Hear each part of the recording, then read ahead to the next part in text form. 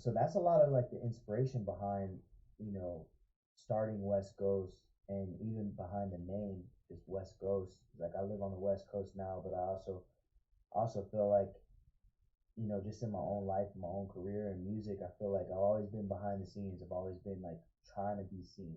And like adolescence was like really, really hard. I felt super alone, and I kind of felt like invisible, you know, to be real. And so I ended up buying like 25 beats, and then you know, when they started revealing, I saw this one, which is my profile picture now. This one all white beast is like bones showing, body was see through, tats all over him, and I was like, oh fuck, I was like, damn, I need this one right now.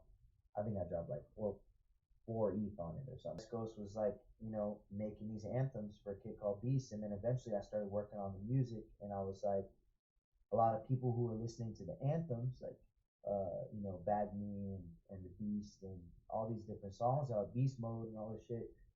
I started getting hit up by people, and the thing I loved about a kid called Beast was like it's 3D animated characters, and so there's a lot of people who learned how to use Blender, learned how to animate, or like already knew how to animate and were really really dope. And people started hitting me up and being like, "Yo, your beast is fire. Like, can I animate something for it?" And I'd be like, "Hell yeah!"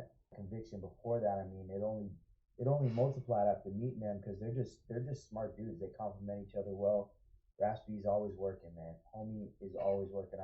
Right before I left Miami, we stopped by where he was staying, and Crab was on his computer, and Raspy was in the room working. They just don't quit. You know what I'm saying? And so it was really cool to see. And then also, you know, when they're out, you know, and about and going to events and stuff, they spend time with people. It was like me, Big Mac, Machiavelli, all rolling around and like just hanging out as people, and that's really cool. You know, sometimes I feel like in Web3 people can have this persona where they're like untouchable, and is a huge part of why I think it's working in this way. And I feel like that's if there's any artists that listen to this that are inspired to drop music NFTs, it's community based. Like it's just like being an artist in Web2, where it's like if you're nothing if you're streaming great but nobody comes to your shows, there's something off, you know. So like start responding to DMs and message people and put yourself in front of things. Like say yes to that next opportunity, collaborate with people and share fans that way and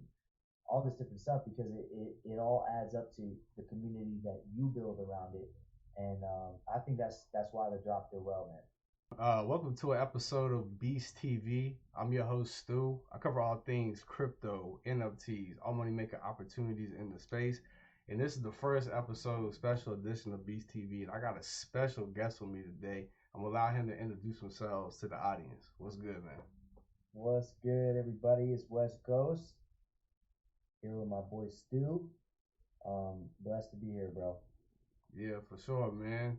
Definitely appreciate you doing this interview, man. Hopefully this be like the first of many in terms of, you know, starting a thing for the Beast community.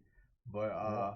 I know just you're very popular just even amongst like a kid called Beast and different things. And can you just talk about like, you know, who exactly is West Ghost and like, you know, your experience in the kid called Beast, like the whole community. Can you just for Yeah. those that don't know? Yeah, for sure, man. Um, yeah. So West Coast to me, um, you know, it's just a side of myself that I haven't really, I haven't really shown. Um, so a little bit about my history is like, you know, I grew up in the hood in St. Louis, and my dad's Jamaican. My mom's white. She's like Greek and Hungarian, but she's pretty much white. And so like I got a mixed household, you know, big family. I got five siblings, one real sister, and then I got like four step siblings, and we're all different shades of black, man. And growing up in a place like St. Louis, you know, like at the time that I grew up, was still pretty tense, and is, you know, we moved there when I was about 10 years old.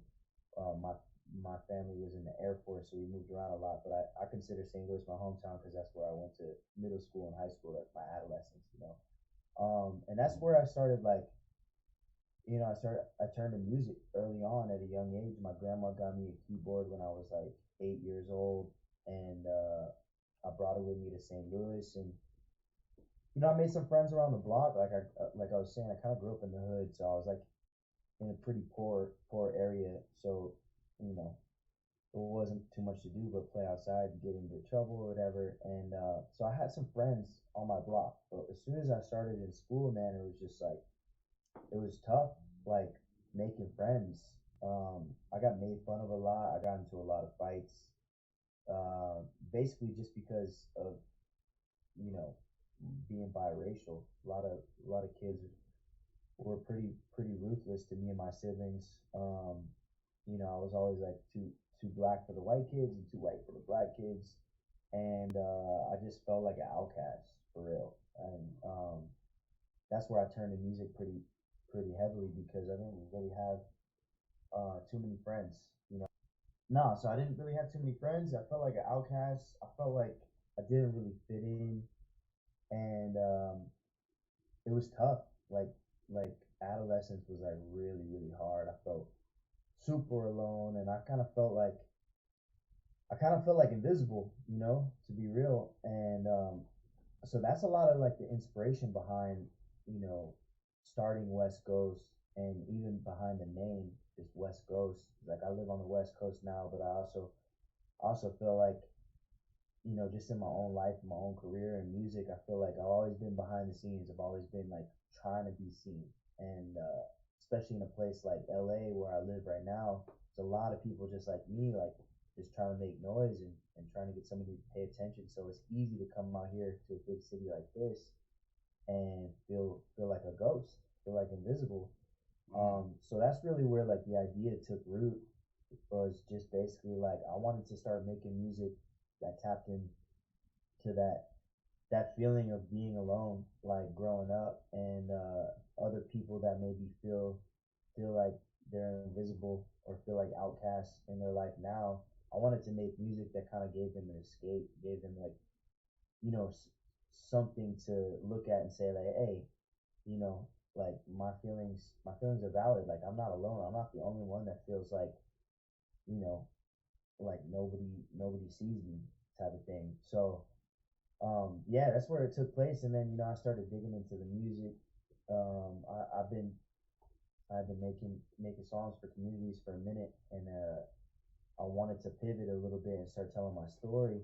And so I kind of it like I had the idea of like what I wanted West Coast like to stand for, but I didn't really know sound wise what that would mean. And so I started. I've been producing for a few years now, but I started like experimenting with my sound and like going back to the shit that I used to listen to when I was feeling that way in St. Louis. I would listen to a lot of hip hop, a lot of alternative music. I was like, it was like back before like pop punk was cool, man. I was like listening to that shit like fucking angry at the world, type of shit. And so, I knew I wanted the sound to be, I wanted it to feel like me, where it's like I don't fit in a box. Like I'm not black, I'm not white. I'm mixed, and I love my heritage. I love my mom's side of my family. I love my dad's side of my family in Jamaica. So like same way with the music, I didn't really want to say like, "Ooh, I'm doing like this specific sound and that's it." It's like, no, as long as I knew like what the the main message behind West Coast was, I didn't really care if the track came out super hip hop that day or if I went more alternative and guitar based and sang a little more. So, yeah, man, it was a really fun process. Just like I was like riding this high of just like finally feeling like I was talking about shit with this music. And there's only one song out right now, but like I've made like about 30 songs for this project, and I finally felt like I was saying stuff that I've never said in my music before, and touching on topics and thoughts that I experienced growing up, that I finally, being older, like was not afraid to say and talk about. So yeah, and then pivoting a little bit just to the Beast community, it all kind of came together because I had been thinking about this project for a minute, and I was like, I knew I love Web3, so I knew I wanted to find a project that I could sink my teeth into. I wanted to find like an NFT that I could get behind, like a project that like had art that really resonated with me. And I saw a kid called Beast community pop up, and I reached out the founder on Instagram, and I was just like, I saw these like animations, 3D animations with like dope ass beats on them, and I was like, yo, like, I was like, bro, who is making your music? And the founder asked me, he was like, bro, I'm making these beats. And I was like, what? I was Mm. sold. I was like, homie makes music. I'm a musician. I've been whirling around this thought of Wesghost in my mind, and so I ended up buying like 25 beats, and then when they started revealing, I saw this one which is my profile picture now. This one all white beast is like bones showing, body was see through, tats all over him, and I was like, oh fuck, I like damn, I need this one right now. I think I dropped like four ETH on it or something. I was just like, I know I got 25 beats, but like I need this one. This is the one.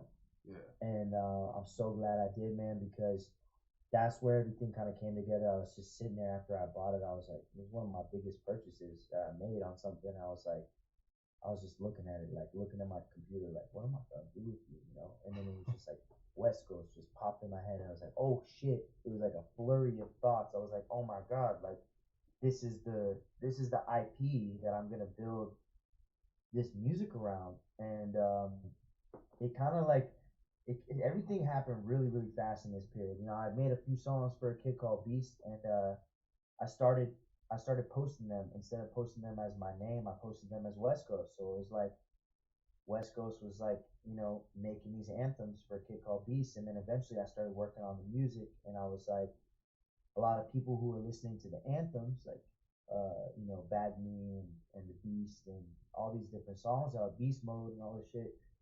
I started getting hit up by people, and the thing I loved about a kid called Beast was like it's 3D animated characters, and so there's a lot of people who learned how to use Blender, learned how to animate, or like already knew how to animate and were really really dope. And people started hitting me up and being like, "Yo, your beast is fire! Like, can I animate something for it?" And I'd be like, "Hell yeah!"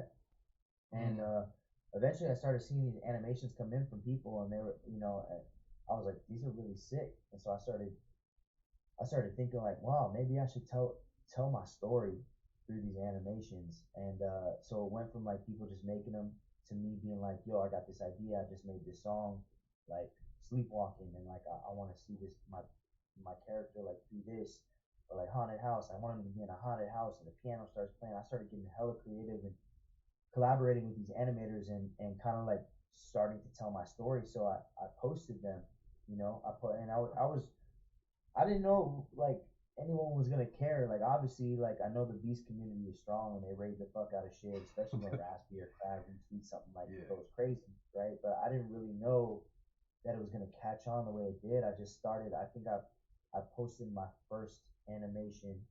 Um, this homie named A.O. Collin, who's actually working for the Kid Called Beast team. Now he made this animation. I was like, yo, I want him to talk. So like, can you just have him looking at the camera talking? And I'm gonna do some voiceover shit. He's like, bet, bet, bet. And so I dropped it, and it was like my first time like talking as West Coast, and I posted it, and that shit just like fucking blew up. It was dope to see. A lot of people, I put a little snippet of Sleepwalking at the end of it, so a lot of people were like, "Oh shit, like what is he gonna drop music, whatever?" And so I just continued to tell that story. Before I really even had a plan to drop a music NFT, I was just like, "Yo, let me just like show pieces of this music that I'm making. It's not even mixed and mastered, but let me just get them up. Let me just start, like creating a lore and a storyline." And so I've been doing that, for about a month and a half. I've been posting these animations, and then it all kind of led to me dropping Sleepwalking, and and the rest is history. You know what I'm saying? Man, that's crazy, man. It's crazy to hear your story in terms of just different things because you really don't know like what somebody had to overcome to like become the person they am now. Is just like damn, like even certain things you were saying, I'm like damn, I went through that, I had that same similar experience of like type of feeling, and then from Yeah. there, like how you bridged into like an aspect within your music, and then actually getting into Web3. It's like a real unique story, just cause like it's not really a thing where people are like bridging the Web3 or they don't even know what it is, let alone just creating an NFT and just being able to have drops and like Right. collaborations and stuff. I think people really underestimate like the community aspect what you were saying, just collaborating with people, even Raspy, what he's doing. Like I think people like underestimate that community aspect when it comes to like being a part of like certain projects. So like your story is like definitely like inspiring, and then also like I know we had chopped it up like in Miami, and like that was just one thing. I didn't have the story where it's just like I came in the beats from day one. I actually got into the beats like after the Miami trip because like chopping it up with you, and then I forget like among like a few others and Raspy was there and Crad. It was just that was like the one thing that like really I was blown away. Just I saw in real time like how on point the community is, and like you said, like you post something, they'll come rage your shit, especially if like Raspy retweets it. So like that was just something to me. It's just like damn, kind of like you bringing like your talents and your gifts and like working together with the beast community. That was kind of like my same thought process. So like it was just dope, even like connecting when we was down in Florida. Yeah, man, I completely agree, bro. It was great to meet you, and yeah, that was something that was dope for me too, because Miami was the first time that I got a chance to meet Raspy and Crad as well, and like the fact that I had conviction before that, I mean, it only multiplied after meeting them because they're just smart dudes. They complement each other well. Raspy's always working, man. Homie is always working. Right before I left Miami, we stopped by where he was staying, and Crab was on his computer and Raspy was in the room working. They just don't quit, you know what I'm saying? And so it was really cool to see. And then also, when they're out, and about and going to events and stuff, they spend time with people. It was like me, Big Mac, Machiavelli, all rolling around and like just hanging out as people, and that's really cool. Sometimes I feel like in Web3 people can have this persona where they're like untouchable, like if they're like influencers or whatever like that, or founders or whatever. And I think that's the exact opposite of what this space is about. Web3 is a place to connect to people, and where it's not that barrier anymore. It's like if you buy into a project and other people are into that project too, it opens up a whole world of new networks and connections. So I'm super blessed to be a part of that community, especially early, but just to see how it's like kind of developed, and see people like yourself, like putting stuff together, initiatives together to like put a spotlight on different people in the community, and like people who never used to talk in Twitter spaces, like now hosting their own spaces, and like people who never knew animation now making animations and creating stuff with their IP. Like that's the beautiful part about this space, is like you find a project that you're excited about and then you do shit together. That's kind of where I wanted to be too. Is like I love making anthems for projects, but I really wanted to participate in the space in a different way, and kind of like change the narrative on what it means to be in NFTs. Like I like collecting NFTs, and like sure, I like making money if they go crazy and stuff like that. But like more than that, like Kid Called Beast was the first project that I didn't give a fuck what the floor was, to be completely honest. I was like, the floor could be point one, dude. I don't care, because I'm not selling Wesghost. I'm building with the IP, and it gave me something super. I was super inspired to build it out and get this message out. Um, so yeah, man, it's just a beautiful thing. Meeting people, connecting with people at these events, and then doing awesome shit, supporting other people's awesome stuff. Yeah, man, you can't like really underestimate the value of like having that community aspect. I think you can't put a price on it. I feel like it's like the people within the project that like make the project. Of course, like the project's gonna have its utilities and its features and different things, but like that community is on point. It just makes the project like so much better. Like Right. yeah, it just makes the project so much better. I know like in terms like we had covered before, like what do you contribute like your success like in Web3? Like I know you're like top 10 all time in like sound.xyz as far as mints and different things. You're on the charts. What would you contribute the success you're getting in Web3? Yeah, man, that's a great question, and I think I've been thinking about this a lot because I have a drop coming up in a couple days on the 26th, and who knows what's gonna happen? I have no fucking clue. It could have been just like one drop and nobody wants to support the next, or it could be just as big or whatever. But it's not even about that. What I think contributed to it was what I was saying. You know, I'm active.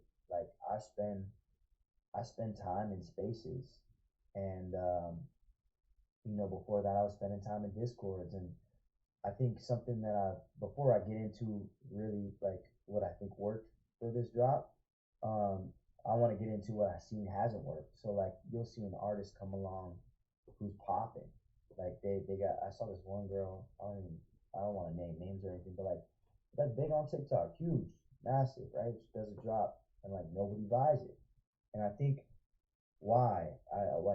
How does that happen? Like you have so many followers and so many fans. Well, I think it's two things.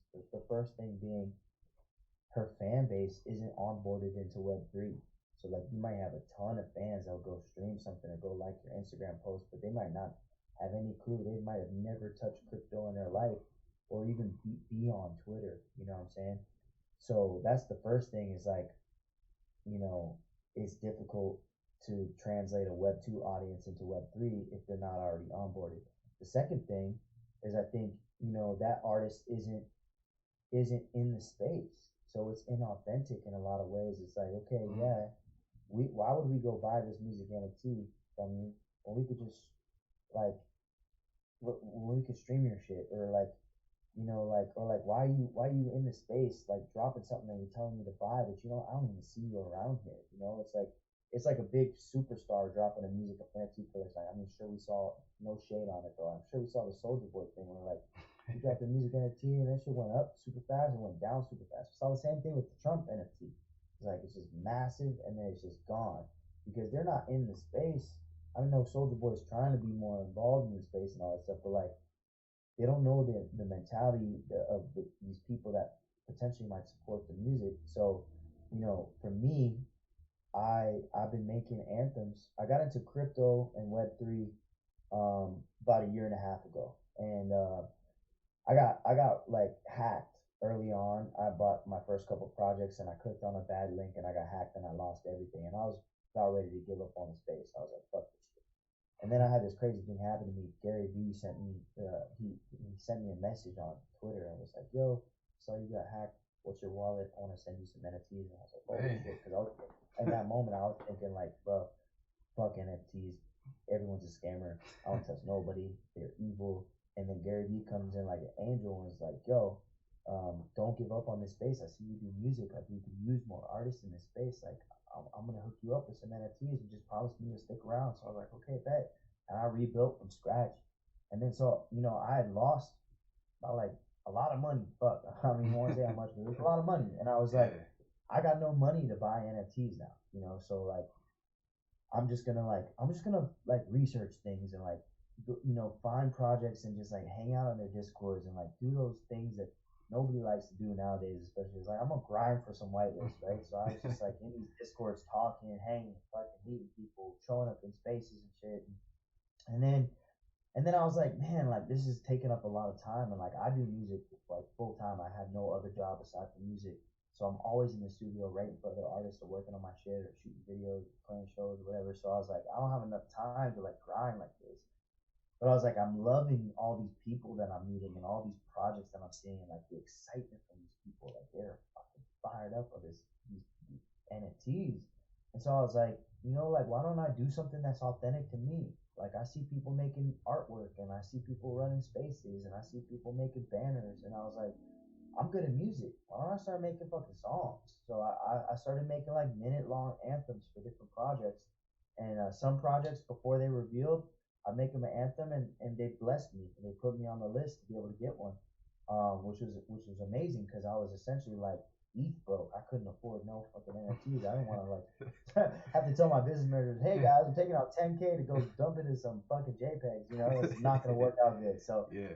but I was lucky, you know, and I rebuilt and I started making anthems, and I kept it really really 100 with it. I was like, I'm not just gonna be the guy who comes in and says like, hey, I have top 10 songs on big artists, so like if you want an anthem, pay me this and like no way. I was just like, I'm just gonna do this shit out of love and just to hype people up and give them a soundtrack to these projects as come out. Like who doesn't love having a fucking anthem as you're like excited for something to reveal? It makes it so much cooler, you know. Everyone loves music, right?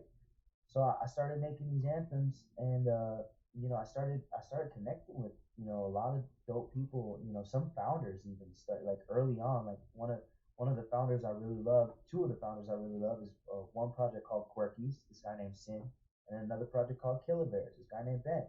And I was like hella early into both of those projects, and I was feeling the love and feeling the excitement. So I made them a bunch of songs, and in return, you know, they supported me in anything that I did. Like they would see me do another anthem for another project and be like, hell yeah, y'all are lucky. Brandon's making y'all a track, and there was no animosity. There was no like, oh, you're making us a song, but you're making them a song. Like, what are you doing here? It's like, and I'm sure there were some people out there who was like, oh, this guy's project hopping, making anthems for all these different people, and I was like, nah, man, this is just what I'm good at. It takes me like an hour, so I like. It's not like I just go all in on one project only. I love communities, and I feel like each community was inspiring me in a different way. Some songs would be hip hop, some songs would be pop, some songs would be slow, some songs would be fast, etc. Anyway, so I did that for about a year, and I kind of got known on my main page. I was like known, like this is the guy that makes the anthems, you know. And I got approached by a lot of different projects too, like offering to pay me, and they ended up being rubs. And I was just like, I'm so glad that it wasn't about the money. It was really just about the communities. You know, I kept that at the forefront. Was just like, I'm doing this out of love, you know, and maybe it'll pay back someday. But right now, I'm just excited to participate, you know, and contribute to the culture. And so I think the reason why sorry, this is so long, but I think the reason why this dropped it so well was because, you know, I essentially was starting Wesghost from a brand new account. And a lot of people know my main account, you know, and so I was directing people from my main to Wesghost and like all that stuff. But for the most part, it was, you know, it was kind of out of nowhere for a lot of people. Like a lot of people still don't even know that I'm Wesghost, you know, from my other page. Um, but I think it did well is because I built with so many different communities, and obviously Kid Called Beast was, you know, super popping, and that community shows up and supports. But I saw people minting that held Alien Friends. I saw people minting that held DJ Tunes. I saw people from Quirkies and Killer Bears and all these communities that I had put time in helping kind of like build up and create a culture around, showed the love back, and they supported the drop. And I had founders like the Killer Bears founder and the Quirkies founder both bought a bunch, you know, and that it was really cool to see, you know. And so I think attribute a lot of the success to like the amount of work that I put in participating in the space, and then also in building West Coast.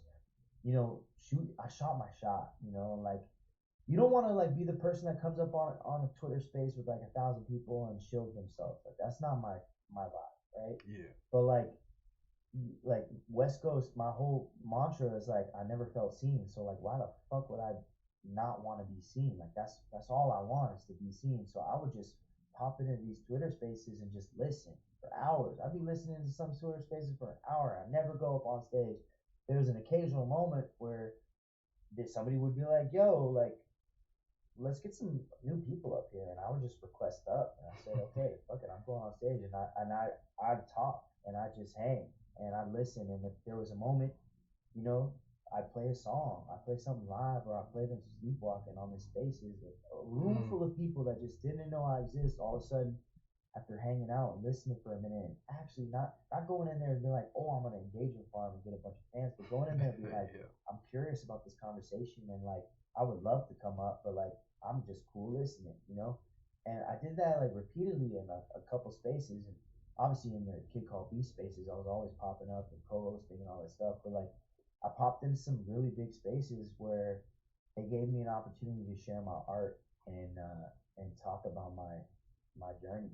And so I did that, try to do it in a way that wasn't shilling myself. I wasn't trying to sell nobody on nothing, but just like, hey, I'm a human being in this space too, and this is what I'm up to. And if you feel like this, maybe you might like the music.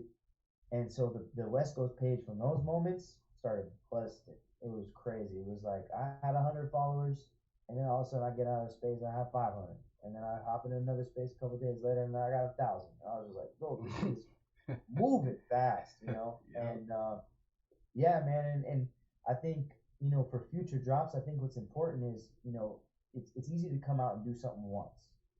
It's hard to be consistent, right? So like I said in the beginning, I'm not expecting this one to surpass Sleepwalking It, and I'm not expecting the worst either. But the key is like cultivating the people that are finally seeing me and finally resonating to a piece of the music and creating a culture around it and a community around it. So I opened up a Discord where I can actually hang out with people, and like I continue telling the story. And they always say there's like this old saying where it's like a thousand fans or 100 fans is way 100 dedicated fans is way more impactful than a million passive fans. And I completely agree because on my normal page in Web2, I have a Spotify account and I have like 500,000 people that listen to me every month. But the difference is I can't talk to those people. I can't actually have a conversation with them. They can't get to know me unless I'm just dropping content every day and like talking at the camera and shit. They can't get to know me. I can't communicate with these people. I can see where they're from, but I don't have their Twitter handles where I can say, hey, thank you so much for streaming my song today. No, it doesn't work like that. With Web3, dropping music and NFTs, I can actually see who's collecting the music. I can actually invite them to come be a part of it with me and build that way. So you can turn that 100 into 200 next time, or vice. It doesn't even matter the amount, but just to have a close connection with the audience and is a huge part of why I think it's working in this way. And I feel like that's if there's any artists that listen to this that are inspired to drop music NFTs, it's community based. Like it's just like being an artist in Web2, where it's like if you're nothing if you're streaming great but nobody comes to your shows, there's something off. So like start responding to DMs and message people and put yourself in front of things. Like say yes to that next opportunity, collaborate with people and share fans that way and all this different stuff because it all adds up to the community that you build around it. And I think that's why the drop did well, man. Yeah, for sure, man. Like it was so many bits and pieces, man. I was taking just from you breaking down like your success in terms of what you're having in Web3. One thing that you said that like really just I was stuck on was like people just being inauthentic in this space. Like in terms of people are just like you said, like going on Twitter and like how can I engagement farm? Like let me just go on here and give them like a quick like 2 to 5 minute scoop and impress everybody about how much I know about Web3, and then hopefully I gain like X amount of followers off this like 5 minute spiel I'm about to do, and then like let me go into another Right. Twitter space and do that, and like I think people are just kind of just stuck on that and just not realizing that like yo these are like real people like even behind like the PFP and like the Discord ID and all that. And I think everybody knows that like sonically or just on a fundamental level, but I just think like sometimes we just get lost in just like trying to get so many followers and trying to get this certain notoriety and stuff, and we're not focused on like you said, like building with people and like going around and actually just one by one, actually just really just getting to know like somebody and like hearing their story and actually being genuine like when you do it, not necessarily like all right, let me just connect with somebody because of what I'm gonna get out of it, but just actually just being like genuine like with people. I feel like that goes a long way, especially like in this space. And then also too is just like you were saying, like a lot of artists or just like I guess Web2 artists will come over here and they don't really get into the culture. They don't really understand like NFTs. So then it just seems like we can't like people that come in NFTs or in this early. They're obviously looking for something. They're looking for something that they don't have themselves right now, and Right. somebody else that's coming in that wants to like create something, they're looking to create something that or present something that is not in their world existing. So like both have to line up. And in this space, like I think like in my opinion, like my humble opinion, I think one of the biggest like disconnects is the fact that like, you know, what you're looking for, what I'm looking for, yeah, might be the same thing, but you don't have the same like passion for the space or just like the same understanding of why I'm here. You're just here for money. I'm here, yes, I'm here for Yeah. money, but I'm here for so many other things.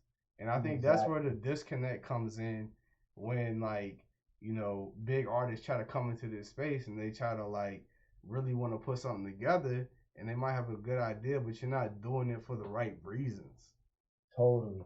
I completely agree, man. Yeah, man. I've had to have so many conversations with people on my main page that they'll hit me up and be like, "Yo, can we pay you to promote our project?" And I'm like, "I'm not a fucking influencer. Like, look, money is great. I'll make you a song, and if you want to pay me for the song, fuck yeah. And I need to know about the project. I want to learn about it. But like, I'm not the type of guy that's like, I need followers so I can have influence over people. Like, and that's something that I learned that over the years because I've been in the industry for like 10 years, and since I was a kid, for pretty much. And on my main page, man, I followed everybody. I would follow people all day, every day, every day. I remember I've written a couple big songs for different artists, and I used to post about the song and then follow all their fans and hope that their fans would see that I wrote that song. I wrote that song, and they would become my fans. And that is actually crazy because one of my biggest fans ever, I wrote a song for the Backstreet Boys off their Comeback album, and it like went number one and went crazy. And it was during a period where I was like following all the Backstreet Boy fans, and I just posted about it, and she found me from me following her, and she's been my biggest supporter like ever to this day. So I'm not shameful when I say that because it does work in a sense. You're just putting eyes on yourself. But I wanted to make sure with the Wesghost project, that I could see my impact, right? So instead of like following a shit ton of people from Wesghost, I follow like 60 something people, and I want to keep that number low because it's not that I don't want to follow people back, and some people get hurt off that and stuff like that. But like I want my timeline to be clean. I want to see the things that I want to see, but then I'm always on in DMs. Like somebody leaves a comment on my post, I'm responding to it, or like having a conversation in the background. Like I have so many conversations with people, and especially now that I got a Discord, I'm actually talking to people. I did a giveaway in my Discord the other day to one of the sleepwalking holders, where I was like, I'm gonna do something different. I'm not giving away ETH. I'm not giving away an NFT. I'm giving away a 20-minute Zoom where we can hang out, we can talk. I can hear about you. I can show you some music.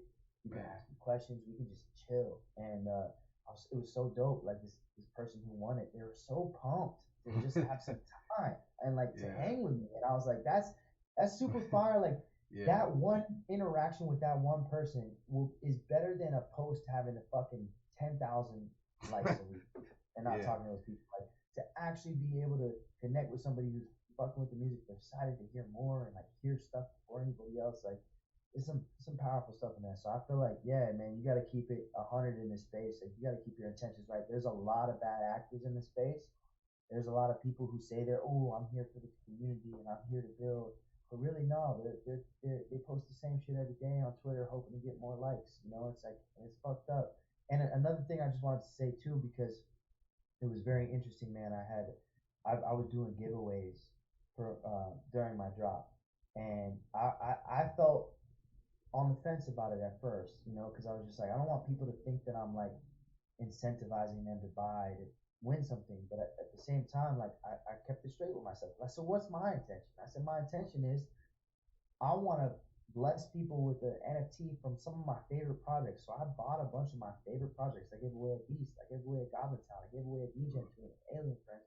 I gave away a Quirkling. All these different things I gave away were all projects that I fuck with, that I actually liked, that I thought, why not, like, hey, next 200 minutes, like, I'm going to be giving this away. And then having a conversation with the person that won and being like, yo, like, this is what I love about the community. Like, check out their Discord over here. And like, yo, like they have a couple active chat groups, so let me add you to those, and like give them a chance to experience what I experienced in those communities. It wasn't necessarily about like buying people in to buy my song. It was more so about onboarding people into these communities and projects that help build me in this space, like as a person, like the connections that I made. Some of those projects were way down from where I bought them at, or like their communities are still alive and vibrant, and they have a really dope culture, and they have really cool in real life events and opportunities for people to hold. So I was like, I want to give away stuff that I actually fuck with, not just buy the latest hottest project and give it away just to like encourage people to buy. More so like, hey, like you're supporting me with my music, and here's an opportunity to get into a project that I really really enjoy. So and it was interesting, man. Like when I was doing those giveaways and stuff, there was some guy he writes for a blog, and he posted about Wesghost, and he was like, I'm really excited about this. This guy came out of nowhere. And then this other guy commented on his post, and he's like, I don't know. Like, I got red flags with this one. And so I was like, oh, what's the red flags? I'm curious. So I hit up the dude, and I was like, listen, bro. I was like, I just wanted to tell you my perspective. And I told him basically what I'm telling you. Like, I've been dropping songs for NFT projects. A lot of these projects that I'm giving away, communities that I love. And he was like, no, I'm so sorry. I misjudged it. And like looking into it, your music is really fire. And it's like, like I saw that you had a PFP as your photo, and like I didn't know if you were a legit artist or not. And like I saw you were doing giveaways, and I didn't know if you were like doing it honestly, like building it honestly. And I was like, no. I'm super glad to see what the perception is, and happy to talk with you. And so we ended up hopping on a Zoom, and we had a fucking like 20-minute conversation. I gotta tell him my story, similar to what we're doing right now, man. And he became a fan, bro. And I didn't even know this at the time, but homie writes for Billboard, and so he wrote about me in Billboard. It was crazy. It was like it was such a cool moment. And like that's the difference between Web3 is like, like I was able to see that guy's comment and like tell him from my perspective what it is, and he became a fan and is a supporter and included me in this awesome list of amazing artists doing stuff in music NFTs on Billboard, like unreal. And man, it was like that's the power of the space is like you can actually connect to people, and you could do it your own way. Like this time around, like I'm not doing giveaways. I want to see what happens. Like I want to see how excited people are to just get the next drop, and how people have liked the story, and if it's engaging for them. And I want to see, I'm going to be running spaces, and I'm going to be promoting it. I'll be sending links to people to hopefully support it. But like I just want to see, like, without any sort of incentives at all, like how this one does. And that's my prerogative, is my music. So like at the end of the day, it was crazy, man. I ended up giving away like 5-6 ETH worth of NFTs. So it's like, what do you think I'm trying to do? Like, I'm trying to buy support, but like I'm spending money. You know what I'm saying? Like I'm giving people projects that I fuck with that are worth a lot of money, like just because I want to give back. And that's something that I've been doing in my Discord too, is like people that are holding multiple versions of my NFT, like I'm constantly trying to find ways to just like make them feel like they have an input in my storyline. So I'm sending them stuff early on. I'm going on my voice chat and sharing my screen and letting them see my creative process, and like trying to just provide value in my own way. And like I'm giving free merch out and all this different stuff. So that's the biggest thing for me, is like money is not the motive. Like if money was the motive, I wouldn't I don't think it'd be going the same way, because it's really just about getting this art out there and building with people, and also showing people what can be done with IP. I think that NFTs got hella stale for a while because everyone's just flipping, and I was just like, no, let me grab something and build with it. Like, because dude, I got offered like 30 ETH for my Wesghost PFP.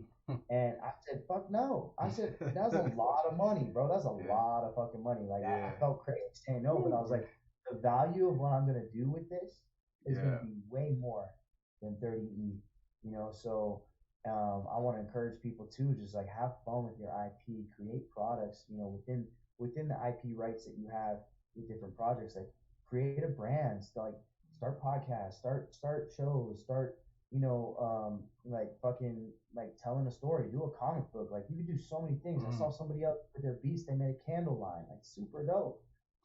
So yeah, man, the whole thing is community and building, and keeping it authentic. Yeah, man. Yeah, you shared a lot, man.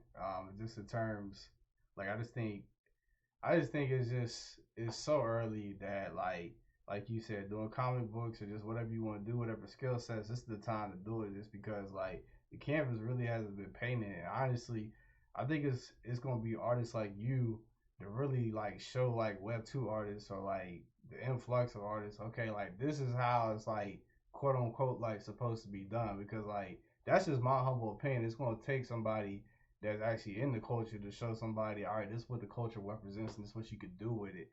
I think somebody that's purely just coming in from a monetary motive, I feel like they not gonna get all that Web3 has to offer. I feel like it's gonna take somebody like yourself and other people that are just constantly building, doing those calls and giving value and figuring out, scratching your brain to just up late at night, like how can I give back more? How can I make them like want to like hold my NFT for the long term? It's gonna take people like you to really onboard and like show people, because then from there, fast forward, years from now, 1, 2, 3, 5 years from now, then there'll be a blueprint of like, different things like, all right, if you do this, you get this certain result. But now is just the time to, like you mentioned, like get creative. Like there's so many ways that you could take this, and I feel like people know that we're early, but like it's just we dumb early. It's just like it's time to get to work. Sure, Like, bro. For sure. I feel that. yeah, man. But like, and like even just to like touch on that a little bit, like, do you like foresee like any like predictions or just any opinions or observations as far as like other musicians kind of like bridge it into this space? Like, do you foresee it like anything like how you feel like the space will be like even 2 years from now? Yeah, man, that's a great question. I'm still new on the music NFT side, but I think I think something that's good to keep in mind, because I thought to myself like, man, like if fucking Billie Eilish dropped an NFT music NFT, like we'd be on the map. It'd be Yeah. the coolest thing ever to drop a music NFT. Like Billie Eilish did it. But the difficult part about something like that is like she signed, so like it's tricky because the label's gonna want to cut of what that music NFT makes, and they're gonna want to push it a certain way, and so it's extractive in that sense. So I think right now independent artists have a really good opportunity to they set the price for their music, and I think also like I wanted to space out my releases, primarily because you're basically asking people to invest in you, right? And it's still so early on figuring out, like, if you're not huge, like Wesghost is growing, but it's not like I'm like on the radio and shit like that. So it's like people like me saying like a Zoom call with me like once a month is like gonna make people go like, oh, I'm gonna buy 10 for sure. Like, no, you gotta find unique utilities. You have to build the community first, but find unique utilities for people to continue to want to invest in your music. And I think that's going to be a challenge, to be honest, to be quite frank. And I think another thing that I would say is like, I think sound.xyz is doing a great job with the social element to it. So like somebody mints your song, and then they can actually post a link, and people who mint off their link, they'll make a percentage, 5% of, which is crazy, super dope, super interactive. But then also what that does is when they post that they minted your song, I can go and I can type in my own name and see everybody that's in real time buying my song, which gives me an opportunity to talk to those people, which is something that's super awesome. So I want to see more ways to hope in the future. There's more ways for artists um, to, let's say, make it less of a stigma to drop music NFTs, because the sentiment on Web3 and crypto and NFTs is like,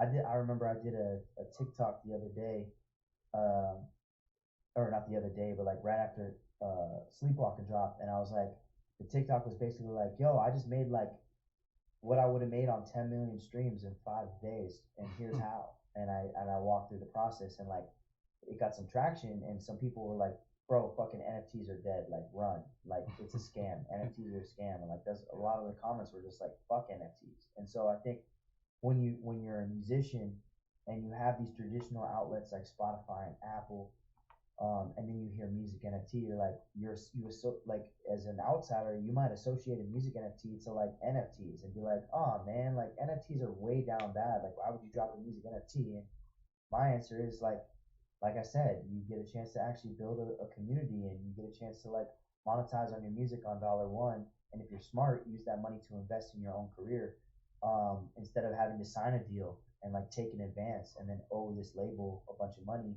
It doesn't really give a fuck about you anyway. You know what I'm saying? So you're able to, like, with the Wesghost drop, I made like 10 ETH, and like that 10 ETH went into a fund that's put together to develop it further for animations and music videos and content strategies and all this different stuff that, like, I'm gonna be using that and making merch and all these and having stickers that people can post up places and like all these different stuff that like I'd have to dig out of pocket or like potentially sign a record deal to get that money to go do those things, and they're controlling the money and they're controlling the budget. So like I think it's a great opportunity for artists to make some revenue and some income to support their dreams further, whether it's buying studio time or like mixing and mastering your stuff and like resources that they didn't have before. But it's a challenge, like I said, it's a small pool of people that are down to collect in music NFTs. And I actually think that the Wesghost drop was a really cool moment for music NFT space because, there's people like Spotty Wi-Fi who's like, he's got the CryptoPunk and like he uses his IP and he's pushed it and all that stuff. But I think it was like the first time people were starting to look at it and be like, yo, does this dude really have like an NFT PFP? And like, how is it fucking number 4 of all time on sound? Like, what's happening? People were just like, what is going on? And in my head, I'm like, man, y'all don't know. Like, I've been in this space. I've been hanging out like all day, 24/7, hanging out with people, getting ready for this moment. It's not like I just like snuck attacked it. It was more so just like I've been building toward it. And I want to see more people like take those innovative marketing initiatives and like like not everybody was going to want to do an open edition, which is what I did, which is like basically like a leave it open. Some people want to just limit it, like, hey, I'm doing 1,000, and then that's it, and like they set a higher price, and that's an option too. But like for me, I like the open edition factor because I want to see how many people support it. If I set it at 100 and there's 1,000 people that want it, yes, it creates demand for the next drop, but at the same time, like it doesn't allow people to enjoy the music now, and so I take the reverse. I'm like, let me do a super, super low mint and let it be open for a few days to see how many people like connect to it and take it from there. So yeah, man, I think the next couple of years we're gonna see more artists dropping music NFTs, and we're gonna see a lot of good ones, and we're gonna see a lot of like bad ones, and we're gonna see a lot of surprises. There'll be stars made from music NFTs and Web3. I think there's already this guy named Daniel Allen. He's like a budding star. He just raised like $2 million for his music. It's unreal, and he's popping on Spotify and all this different stuff too. But he was born in Web3 and like started releasing his music like a year ago or something. I don't want to misquote myself, but like he just recently started releasing his music and like he's doing really well. He's doing multiple drops. So I feel like there's going to be a new wave of artists that have control over their careers that are popping up. And then there's going to be some artists that are big that want to get a piece of that pie. I mean, we already seen Snoop. Snoop's running the sound.xyz charts and like he's Snoop. Yeah. It's easy. It's people are going to be like, fuck it, I'll get a wallet. I want to buy this Snoop shit, Yeah. But at the same token, like his first track did like hella mints, and then he's dropped a few others that haven't done as many because there's an issue with a lot of people. Like they think, oh, it's Snoop Dogg. Like this price is going to be crazy. I'm going to buy 100 Snoop Dogg NFTs and hopefully I'm going to sell them for 10x. And like that mentality is something that's a little scary because that's the mentality that we get into with crypto and NFTs. Is like, I'm going to buy this now and it's going to appreciate in value and then I'm going to flip it. And like that's really cool. Like let's say like Wesghost blows up and all of a sudden I'm touring with 21 Pilots and I'm on the radio. Well, all of a sudden those sleepwalking NFTs probably won't be 0.006 anymore. Like people are gonna be like, this is the first song he ever fucking put out. It's gonna be up, But at the same time, if the music collector's only motive is to make money off you right away, it has to be reversed a little bit. So I'm excited to see how creative artists can get on making it about the music and making it about building and these getting in at the ground level and growing with you versus like, hey, buy my NFT and hopefully you could sell it and make money down the line, which is great. And it brings more people opportunities for a return on investment, but you turn yourself too much into a product, and this from my opinion at least, and like the product is the music. I am a creative and it's my art and it's my story and I want people to hear it. And but right now people can hear my shit as long as they got a Spotify and Apple. People can hear my shit for free. They don't have to pay me a dime. Like Spotify and Apple streaming rates suck, man. So like you could listen to my song a fucking 1,000 times and like I'm probably getting a few pennies off it. So I'm already giving it out for free, you know what I'm saying? So why not create these exclusive moments where People can support you from the ground up. They can also help be a part of your career and funding your vision. And the value that you give back is more dope music and hopefully more utilities and experiences where they can actually, like for me, it's like I'm having people choose which songs come out and like tell me ideas for the next animations and like just not everybody gives a fuck about that, but like for the people that do, that's pretty dope. You can pop in my Discord and just be like, yo, this song, I like this song, and like a lot of people like this song too, so that's the next one I'm dropping, and like that's so cool. Imagine if you could like go up to Justin Bieber and be like, yo, put this one out, and like he put it out, you'd be like, fuck yeah, I was part of the reason why Justin Bieber put out that hit. Like it's crazy. So but it's all evolving, man. So I think it's a long way to go. There's still like maybe just about 1,000 artists that drop on sound.xyz, and I think that number is going to grow. I know that they're doing a bunch of really really unique stuff to bring in a whole new audience of people, but it's going to take time, man. It's going to take as much time as it's been taken for crypto and Web3 to really get its footing. A lot of people know about crypto, but there's still only like a super small percentage of the population that's involved in it. And those super small percentage are either getting wrecked or getting rich. So all it takes is something. We just saw it. Sorry, this is long winded, but we just saw it with Pepe. Pepe, this random ass fucking meme coin, bro. Yeah. It like came out and people made bank on it. Me included. I made a shit ton of money on that stuff.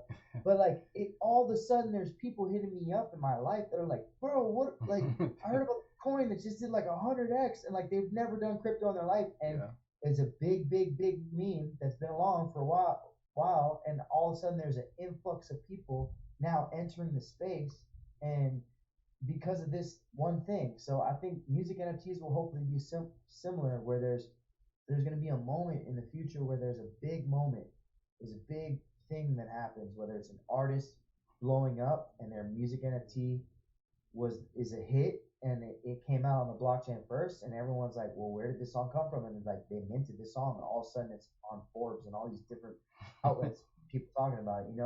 Or an artist is going to come in and leave their label and start dropping only on music NFTs, and it's going to just open things wide open. So it's a long way to go, but I think the future is bright on it, for real. Yeah, man. Yeah, for sure, man. Yeah. It's I wholeheartedly agree. I think that moment is coming. I don't know when, where, or how. I have none of the answers to that, but I think it will be a moment where like music NFTs will get that mainstream like introduction or that spotlight where it's just, even like people just every day they at an everyday job, they're gonna be like, yo, did you hear about that like one artist? Like that moment is coming. So like I'm in like full agreement with you and everything. And also, man, this has been a great conversation. Like I said, man, I appreciate you having you on, man. I did just have like one final question because I want to be respectful of your time, of course. But yeah, that's my final question. Is like, do you have any like tips for like musicians just starting out on sound.xyz, and then also too, what's next on the agenda for Wesghost? Like, what can we look forward to? Yeah, I'll keep these short and sweet. I think artists that are wanting to drop music NFTs, we kind of touched on it a little bit, but get active. Like that's just the number one thing. You gotta find the collectors before they start collecting, and that just means showing up as yourself. And like if I came out the gate without building with other communities and was just like, hey, can you buy my music NFT? Like, no.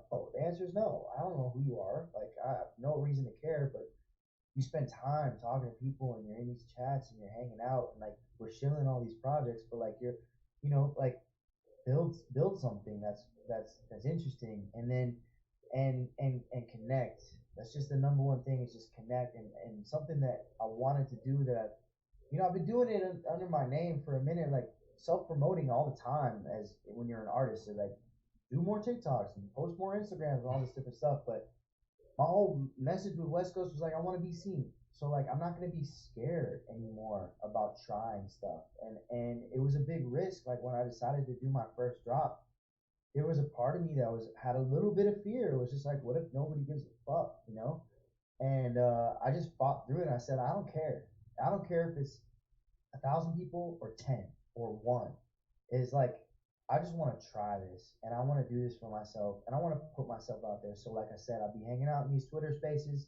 I listened, and then they said, let's rotate the stage, and I just fucking raised my hand and just say, what do I have to lose? Like, I'm not gonna come up here and be like, hey, my name's Wesghost and buy my NFT, buy. You know, it's like, hey, I'm gonna have a conversation with people, and you know, if it comes up in a natural setting, or if somebody's like, yo, I see in your pin post, like you do music, like you want to share us a song, and I'm like, sure, you know, like fuck yeah, this is dope. I didn't come on here with that intention. I came on here to listen and just participate and meet people, but I'm down. I'm gonna put myself out there, and so don't be afraid to put yourself out there. And I also feel like, you know, reach out to people. Like I that's what I did. You know, I would just reach out to, I'd see other dope musicians dropping music NFTs, and I'd be like Sammy Ariaga, for example. Like we known each other for years, but like we never really talked that much. And before I did my drop, I was like, yo, Sammy, like, you know, I'm not trying to jock any of the style or anything, but I was just like, I'd love to just talk to you because I'm new at this and I want to start putting my music on the blockchain. And this guy's amazing, man. Like he's so supportive. Like it's not competitive at all. He was just like, what do you want to know? Let's fucking talk, you know. And now we're doing a song together. We have a song. The next song after this one coming out on Wednesday is gonna be a song with Sammy, and it was a beautiful moment, like how that all came together. But and I also think like, you know, like to remember that it's not a competition, and to not compare yourself to other people. What works for somebody might not work for you, so you have to find your own unique way of doing it, you know. And don't be afraid to do different shit, like what I was saying before when I was giving away NFTs. Like to some people that probably look like, oh, this motherfucker out here trying to buy people to buy his shit, and like I didn't care. Like I knew what I was doing. I wanted to get people into projects, so like I tried it, you know. And now I'm trying something different for this next one. And so trying stuff out, not comparing yourself to other artists, reaching out to people, putting yourself out there, and participating in the space. Um, you don't have to have a ton of money. You don't even have to own a project to hop into their spaces and just fucking hang out. Like, you know, like I've seen it happen so many times where, like you were saying, like you got into Beast late, but like here you are, you know, I hit the ground running with it. So if the opportunity presents itself at a certain time, you might join it. Or if not, you're meeting dope people and you're hearing what this community is all about. And remembering that, you know, like it should, your music isn't transactional. Like if you want to do it for a living, you got to think about money for sure. Like you don't want to be homeless, but you need to pay your rent. But at the same time, like if money's your only motive, like you might get rich. Like I'm not saying you won't get rich. Like there are plenty of ruthless business people that just like get rich and just Yeah. fuck everybody else, you know. But like if your motive is right, then and you're happy with your intention, just like create stuff and put it out there. And even if it's really small at first, like just keep going, be consistent. Do what Russ does, man. Russ, man, like everyone knows about Russ's story. Man's independent, bro. He's printing millions of dollars Yeah. every time he does a drop. It's crazy. And he said no to labels, and labels said no to him early on too. But like homie dropped his art and continued to feed his fans and connect with his fans and build this audience that he's self-sufficient, and he never needed a label and still doesn't need a label to this day. And so yeah, being consistent with it, you know, like don't just try and come in and just drop one thing and then just never drop again, or like wait a year. Like no, like get a body of work together and like have a plan for yourself, and put it out. And whether it's one person or 10 people or 1,000 people, like just build with them, and it'll multiply. You know, I can't see the future. It doesn't work for everybody, and like it hasn't even worked all the way for me. Like I've been doing music for years and years. I'm not famous, but I am happy and I'm motivated, and like I'm my own boss, which is the dopest part too. I have a lot of friends that hit me up and they're like, I write music, but like I don't play an instrument, like I don't know where to begin. And I tell them, I'm like, YouTube University, like Mm. if you got $100, like buy fucking Logic and just like go on YouTube and like learn how to track yourself, and create something. There's a program called Splice. You can literally take music loops and load and make a beat and track yourself. You know, like a lot of people, like I feel like they there's excuses that people say where it's like why they're not doing what they want to do. And that's something that I learned. This is the last thing I'll say. That's something that I learned I used to be signed to a label. I was signed to Warner Brothers for 5 years, and they didn't put out my music, and I was shelved, and then I got dropped, and I was just like, fuck, I'm gonna have to get a job. And then I thought to myself, like, nah, man, like and I thought, oh fuck, it's over. Like I'm never gonna be an artist now. And I said, no, you know what? I don't need a label. I'm gonna learn how to do this shit, and I can't afford to pay producers that Warner was gonna pay. So like, I'm gonna have to learn how to produce myself. And I spent months and years literally just fucking around and like teaching myself slowly. I still don't even know really how to produce that well. I can't mix shit, man. Like I cutting stuff up. I'm just making stuff up as I go. But I taught myself this skill set that allows me to be a one-stop shop. I don't have to rely on somebody being down to produce my music because I can do it myself. And I credit that a lot to like the anthems that I made for different projects. It was just like, I was just dropping them on SoundCloud, and like I would get them up and like I'd start them in an hour and then put them up an hour later. And so I was like, I didn't have time to mix, I didn't have time to master, I didn't have time to make the artwork. I would just grab an image and throw some text on it and put it out, and like that kind of trained me to just like what I can do on my own. And so yeah, don't wait for people either. Like that's something that Web 2 does all the time. They wait for this perfect circumstance, or they wait for that TikTok video to go viral, and then they'll drop the music. Nah, drop it and build. You want to set yourself up for success for sure, but you also don't want to hold yourself back by waiting for these things that might never come. So yeah, man, that's just the little tidbits I got for that. And then what's next on the agenda is I'm doing my second drop, April 26th. I'm dropping Haunted House, and then I've got to drop a collaboration, two collaborations coming out. One with this project called Angel Baby. It's like a Metastar. We're dropping a song that's gonna be crazy. It's gonna be a game changer because we're doing some AI shit with it, which I know people are on the fence on, but we're doing something crazy with it. And then after that, I'm doing a song with Sammy Arriaga. That's gonna be my third official Wesghost release. Yeah. And then in June, man, I'm going to Washington. I'm shooting a music video for Wesghost. I wrote a treatment for one of these songs that I'm gonna be dropping. So it'll be the first time people actually see what Wesghost looks like in real life, like me with a mask and my whole vision. And it's gonna be half animated and half in real life. And then at the end of June, I'm going to NFT Tokyo. So I'm gonna be moving this summer, bro. Yeah, It's gonna be man. dope. But like the best part is just like I'm just experimenting. It's like a social experiment for me. Like it's my art and it's my livelihood. I don't want to call it an experiment, but like I'm just throwing paint at the canvas and like trying to see what sticks. And I'm just enjoying it as well. So like, if this shit became stressful, which it does, like your career does get stressful, but like if it was stressful out the gate and not fun, like I probably wouldn't do it.